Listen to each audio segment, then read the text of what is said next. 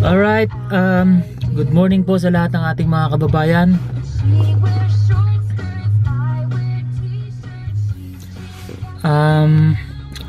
Meron hong isang ka-DDS tayo na nag-request na sabi niya gusto ipaliwanag ko raw ang buhay ng ating mga kababayan. Actually ginawa ko na po, may mga video na po ako na ginawa tungkol po sa mga buhay ng ating mga kababayan po dito sa ibang bansa, dito po sa Canada. Pero nag-request po ang ating kababayan na ipaliwanag ko raw. Well, ipapaliwanag natin uli ang mga ang mga kaganapan po dito sa ibang bansa. Wait lang. Kasi nga po marami pong nakakaalam o marami pong nag-i-expect na mga kababayan po natin sa ibang bansa, I mean sa Pilipinas, na yung mga kababayan po natin dito sa Canada ay maganda na raw ang buhay. Kumbaga big time na raw ang ating mga kababayan. Hindi po lahat ng mga kababayan natin dito sa Canada ay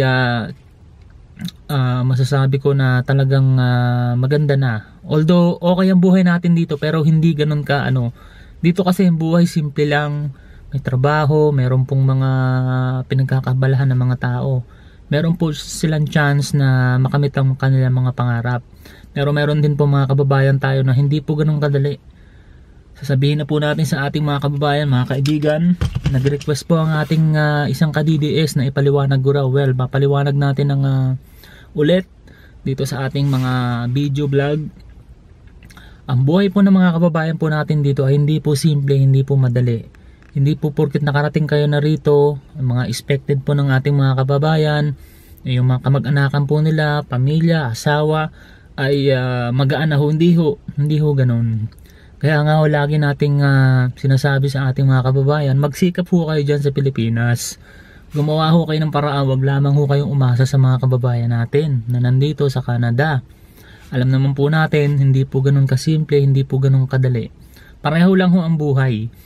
Although nagkaiba lang dito sa ibang bansa, ay marami opportunity, may trabaho. Pero sa Pilipinas, mahirap ka makahanap ng trabaho dahil marami nang abuso. Yung mga agency, mag-a-apply ka lang ng agency, isang katerba ng requirements, isang katerba ng mga gagastusin nyo. Mahal na ho ang gagastusin nyo bago kayo maka-apply sa 6 months contract sa mga factory, sa mga restaurant. Ganyan ho masaklap na katotohanan. Kasi alam naman natin sa Pilipinas, pag nag-hiring ho sila ng mga job, like for example, mag-a-apply ka lang ng dishwasher, mag-a-apply ka lang ng factory worker, kailangan college graduate ka, kailangan pleasing personality at least 5'8", di ba? So what the heck? So ganyan ho ang nangyayari sa ating bayan. Kaya marami hong standby ngayon. Marami tayong mga kababayan, bata pa sila, malakas pa sila, pwede pa sila magtrabaho, pero dahil nga ho sa sistema ng patakaran ng mga agency, mga siraulong agency, na pahihirapan yung mga aplikante bago maka-apply. Tapos sasabihin, waitress, nung pala ang trabaho lang ay magkukudkud lang ho ng mga kung ano-ano. Yan ho masaklap.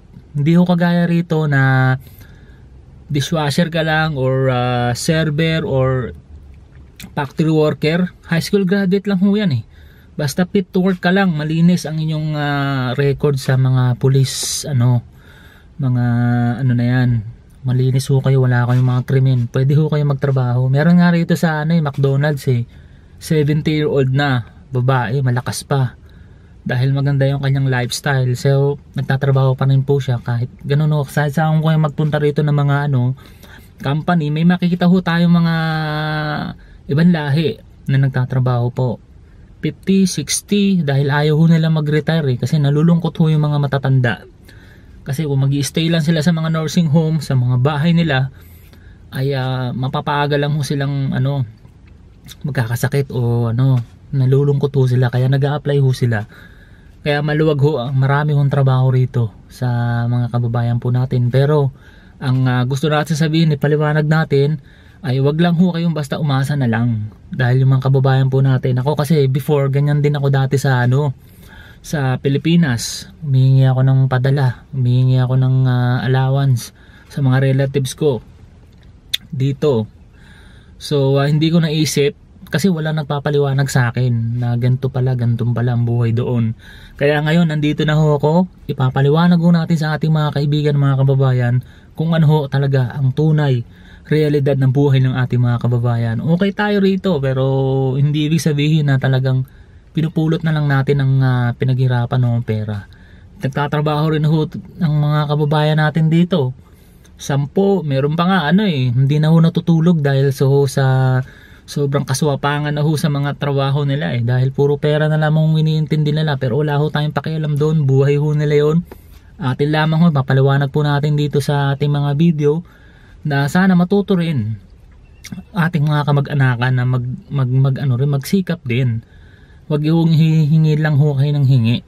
Kung humingi kayo, magpadala yung mga kamag-anakan nyo, wag ho kayong bumili agad ng mga mamahaling cellphone, mga gadget o mga alahas. Wala hong kwenta lahat yan inegosyo nyo, i-business nyo, magplano kayo, wag lang hong puro hingi lang. Dahil hindi nyo ho alam ang buhay ng mga kababayan po natin dito na talagang kuskus dito, kuskus doon, trabaho rito, trabaho roon. Tinatahak ho nila ang matinding nyebe, taglamig, para lamang ho kumita, pasukin ng mga kababayan natin ng trabaho. Dahil mahal din ho mga bilihin dito. Kotse lang, insurance, mga bills na yan. Yan ho ang realidad. Kaya hindi ho ako nakikialam sa mga buhay ng mga kababayan natin. Ako lagi ho nagsasalita rito, tips, paalala, advice lang ho sa mga kababayan natin. Sana matuto rin ho tayo dyan sa Pilipinas. Dahil hindi ho ganun kasimple ang buhay ng ating mga kababayan. Although meron tayong chance dito sa ibang bansa na mabigyan ng magandang kinabukasan ng mga buhay ng ating mga kababayan, mga anak nila sa Pilipinas, pero maging rin ho tayo, i-consider ho rin natin ang kanilang mga kalagayan. Kaya ang masasabi ko dito sa mga kababayan natin, magtulungan, magsikap, wag hong umaasa kahit na kanino. Basta lamang ho tayo, ipakita ho natin ang tunay na pagbabago, mga kaibigan. Siyempre, lagi nating tatandaan, siyempre, alalahanin din natin yung mga sitwasyon ng mga asawa nyo, mga anak nyo dito. Hindi ho pinupulot ang pera rito, mga kaibigan, mga kababayan. Yan po ang dapat nyong tandaan. Magnegosyo ho kayo dyan, hindi po porkit na nandito na ay maganda na, hindi ho. Kasi meron kasi mga kababayan tayo yung nagiging problema rin nila pag nandito sila nagyayabang. Ako allergic ho sa mga mayayabang na mga Pinoy. Marami ho yan kahit saan. Hindi lang ho dito sa Canada. Porkit may kotse, may bahay, nagyayabang na ho sila sa mga nila, ginagawa po nila. Yung iba nga sinusumpa na yung Pilipinas. Mga ibang kababayan natin dito sa Canada, sinusumpa na ang Pilipinas na mamamatay na raw lahat sa gutom.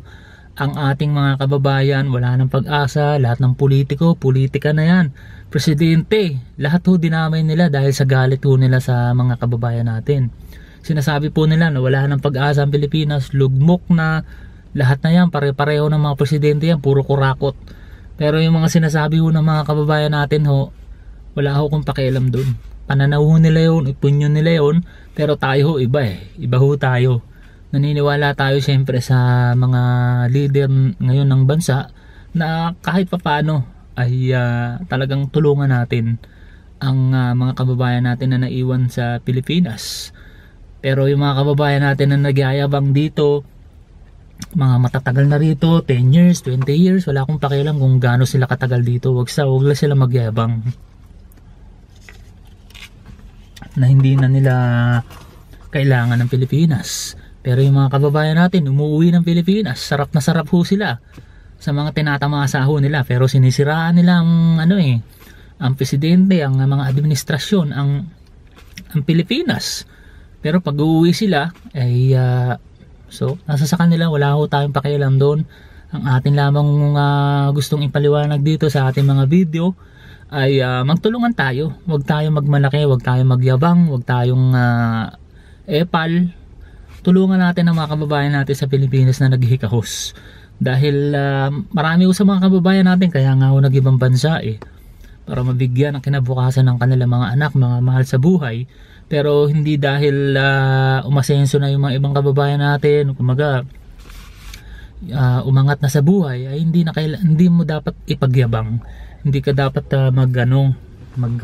kung ano nung sinasabi mo, sinisiraan mo yung Pilipinas eh.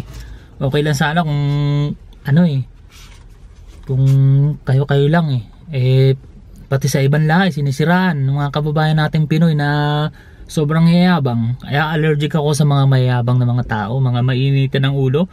Nilalayuan ko yan, hindi ko ano yung mga yan, diba? Dapat nga kasi alam mo naman hirap sa buhay sa Pilipinas eh. Bakit kailangan mo pang siraan? Bakit kailangan mo pang kalat, diba? So tumulong ka na lang. Hindi ka na nga nakakatulong, naninira ka pa sa mga ibang lahi na sobrang talamak ang ating bayan, diba?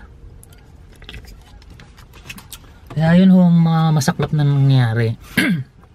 At balik tayo sa topic ng buhay sa Canada. Kaya ang advice ko sa ating mga kaibigan, mga kababayan ay magnegosyo ho tayo sa Pilipinas. Yung mga pinapadala ho sa inyo ng mga kamag-anakan nyo, i-business nyo. Huwag nyo agad ibili ng huwag yung laging aasa na papadalang kayo.